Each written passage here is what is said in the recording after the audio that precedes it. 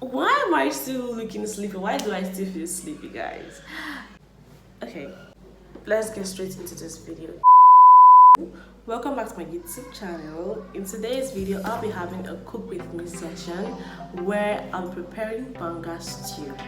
Banga stew.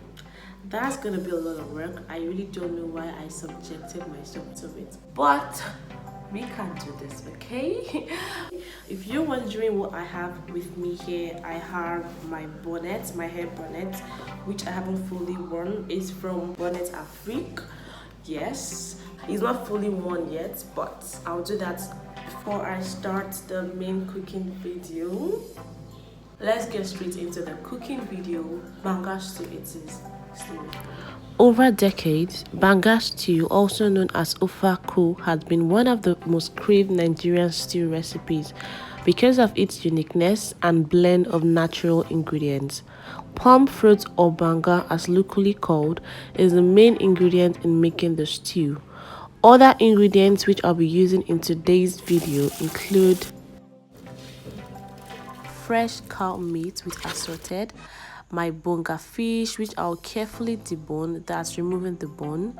I have my cow tripe, also known as towel, which I have to wash with boiled water to remove dirt. I have fresh pepper, crayfish, prawn, also known as oporo, which I will wash and blend. Please note that if you'll be blending the prawn manually, don't forget to remove the head and the tail before blending to avoid chaff. I also have dry fish, my mangala, which I'll also wash with hot water. I have scent leaf, which will be the only leaf I'll be using. Then finally, onion, salt, seasoning cube, banga spice, and okpe. Okpe is a local seasoning spice produced from oil seeds. Here I'm washing my banga fruits with flowing water, after which I'll have them all in a pot and boil. This should take about 30 minutes to soften the fruit. While that was being taken care of, I quickly blended my pepper, crayfish, and prawn with okpe. I went ahead to wash my meat and seasoned it with salt, seasoning cube, and onion and left to cook. After about 30 minutes, my palm fruits were ready.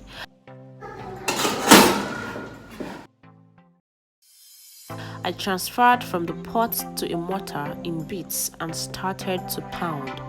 To save you the stress, you can also buy the same concentrate from the shop, that is the banga concentrate in a can from a shop.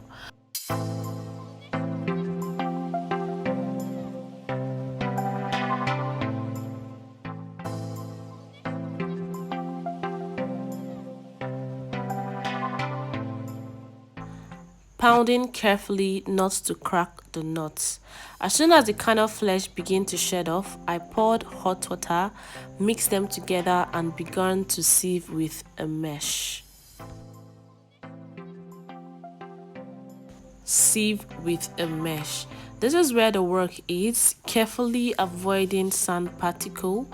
The mesh is placed above a pot or bowl where the palm fruit juice or extract is poured into. This process, that is straining of the kernel juice, can be done 3 to 4 times depending on you. What I mean is, after straining the juice, you have to pour hot water again and strain. Take the kernel back to the mortar, pour hot water and strain till you're satisfied. Satisfaction differs. You might want to strain the juice till there is nothing left, while some other person might just strain the juice and stop where they've gotten the right amount needed for their meal.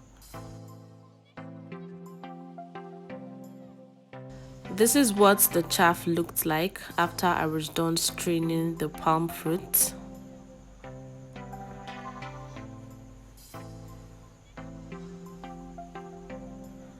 And this is the juice.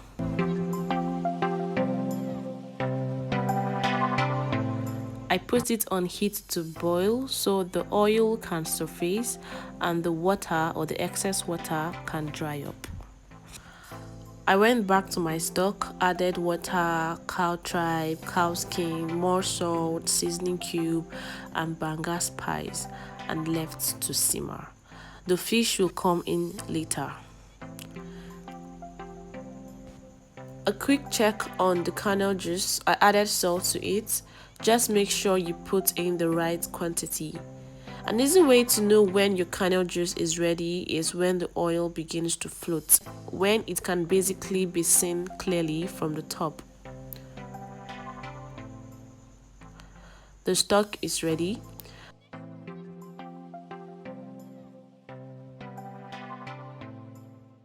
The kernel juice is ready too. As you can see, the oil can be clearly seen now.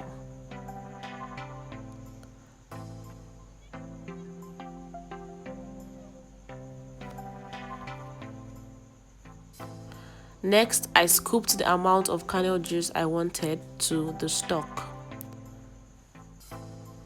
I'm not supposed to be using a spoon made of steel, so be careful not to do this, especially when you're using a non-stick pot. I had some onions to eat too because I love onions. I personally don't mind having onions before, in between, or after, so that is optional. I added my fish too. I stirred to properly have everything mixed together and to confirm the thickness of the stew. Yeah, I also added tomato paste. I forgot to capture that. Looking closely, you will see that. That is optional. Let it heat a while before adding the last ingredient, which is the scent leaf. Finally, I added the scent leaf. That pretty much seals it up, and my banga stew is ready.